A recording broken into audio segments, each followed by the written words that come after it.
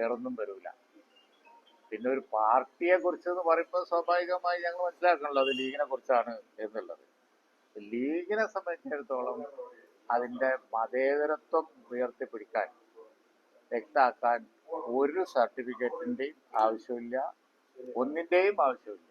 അത് അതിന്റെ ചരിത്രം മാത്രം മതി.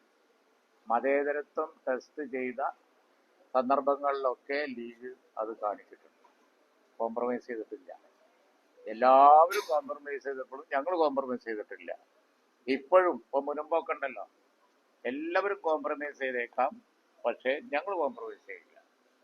ഞങ്ങൾക്ക് ഇവിടെ ഭൂരിപക്ഷ വർഗീയതയും ന്യൂനപക്ഷ വർഗീയതയും ശക്തിപ്പെടാതെ നോക്കണം. അത് ഞങ്ങളുടെ ഡ്യൂട്ടിയാണ് എന്നുള്ള ബോധ്യമുണ്ട്.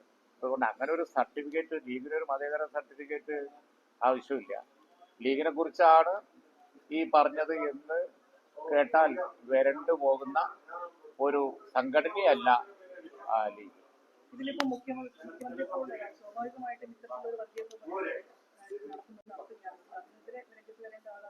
ഭരണാധികാരികൾ എന്തുകൊണ്ടായിരിക്കും മുഖ്യമന്ത്രി ആ ബോധ്യം ജനങ്ങൾക്കുണ്ട്. അത് ഒട്ടും